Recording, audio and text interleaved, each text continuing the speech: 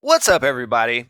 So, I found this 15th century manuscript that appears to be authentic. It's got a crazy story to it. And it's got these 15 signs of an apocalypse, only it's not the signs that you hear about from the Bible. Some of them are similar, but to me, this more closely resembles what we've talked about with past catastrophe cycles. This looks authentic to me, and I don't think it's AI generated, but it's got a crazy story behind it here. And if this was made by somebody that put prompts into a computer, then they watch my channel, evidently. But this is what's written about this. I don't know how it happened, and I'm still fairly certain that I got a wrong email, but Oxford Bodleian Library granted me access to one of their greatest treasures that I've been dying to see for quite a while. Le Livre de la Vigna Nostra Signor. Thought ridiculously famous in some circles, there were no extended studies done on the image or the text. The most coherent description of the manuscript and its history was sent to me from Oxford and fits into one paragraph. The title, Le Livre comes from the parable of the laborers in the vineyard. Bought by M.S. Doucet at a Paris auction in 1823, it's apparently the only surviving copy of this anonymous text. The text is in French prose, enriched with Latin biblical, and there are many corrections and insertions by the original scribe. That's about all that's known about this. The line, thought ridiculously famous in some circles, reminded me a lot of the last video where I was talking about not everybody gets the same education as us. I can show you old handwritten books online for sale for tens of thousands of dollars, and that's like the public library to some people. And there are old grimoires out there that money can't buy. So all that comes to mind when I hear thought ridiculously famous in some circles. Anyway, the first sign that you're going to have a bad day is the sea rises above the mountains. The second sign is the sea descends out of sight. And the third sign is the gathering of the fish and sea monsters. So this is all apocalyptic, a sign of things to come, right?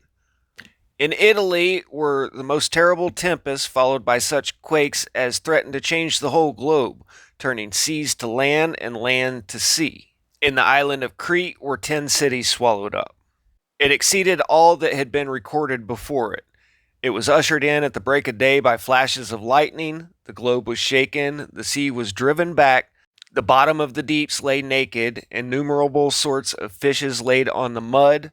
Many ships laid on dry land. Mariners walked to and fro on the bottom of the ocean till the waves returned with a violence against the shores and leveled innumerable cities and buildings to the ground. Next up, we got the burning of the waters. And I got to be honest with you, I've heard about the burning of a lot of things, but I think this is the first time the waters. Heard of stars falling in the waters, which we'll get to, but I think this is the first time I heard of the burning waters. And this was quite a while before Exxon Valdez, so. Next up is the plants sweat blood. And honestly, I've heard about blood coming out of just about everything that you can imagine, from a spring to bread.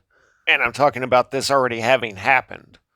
The first example I found at Toulouse in France, at midday, it rained blood in full streams. I don't know what's going on with this, but sometimes it falls from the sky, sometimes it comes up from the ground, sometimes it comes out of bread when you cut it open. The sixth sign is buildings and towns fall. I don't think I really need to do any digging on that one.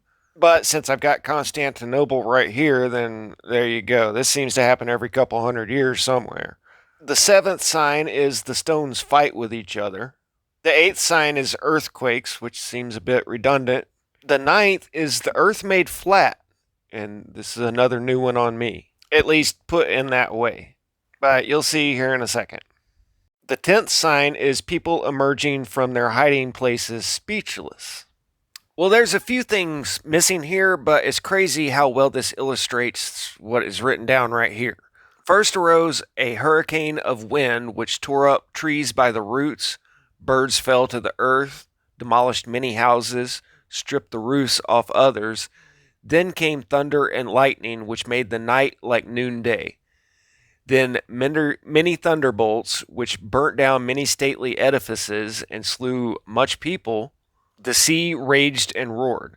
Then came an intolerable heat that men stripped and hid themselves underground. The sky dark and the air so full of dust that one could not see another. Many people fell down, many cities were ruined, much people perished, many mountains and hills sunk and became plains, many rivers were dried up, and springs burst out where none were before. That's from Antioch in allegedly 105 AD, but I don't believe any of the datings in this book. From another source in the 1300s, I recently read this. The Rhine was inundating France, but the water could not be attributed to rain alone, for everywhere, even on the tops of mountains, springs were seen to burst forth. And I've heard of this from other sources as well, so this is really common. Well, in uncommon times. What I think is the first sign that we'll see if it's about to get real is rivers and springs drying up and then water springing up in areas that it wasn't before. And, I still don't know if we're going into a full level 10 shift or a little level 3 here. The sun has been going nuts lately.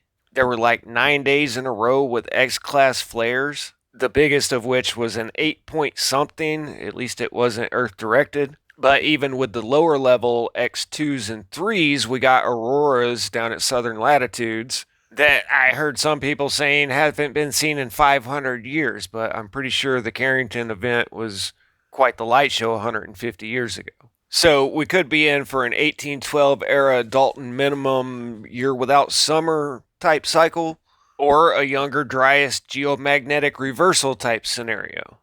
The sun is the energy source for all life on Earth, so when it starts going crazy, so do things on Earth. But at least we're almost through the height of this solar maximum. And I think there's something out there perturbing the sun. It may be Comet Apophis coming in 2029, but I don't know. Do they know something that we don't, and that's why they're all gas, no brakes, straight into clown world?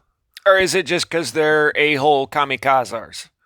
Anyway, the last few signs here are apocalypse proper. We've got the dead shall rise from the graves. The stars will fall from the sky. And another new one on me here. The living will die so that they may rise again. And then the sun and moon await his coming.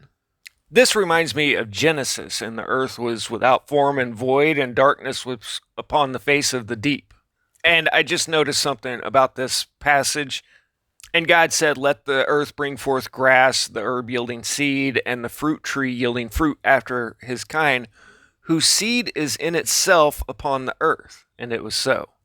Doesn't that sound a bit like the seed is already in the earth? A couple verses later, it says, and every plant of the field before it was in the earth, and every herb of the field before it grew, for the Lord God had not caused it to rain upon the earth. I don't want to get into it right now, but there's basically two stories of creation mixed together in Genesis, just like there's two separate stories of Noah's Ark. But there's definitely verses in there that make it sound like God was repopulating the earth instead of populating the earth. And this empty plain with a footnote that says the sun and moon await his coming makes me think of all that. Anyway, hope you guys enjoyed it. See you on the next one. Static out.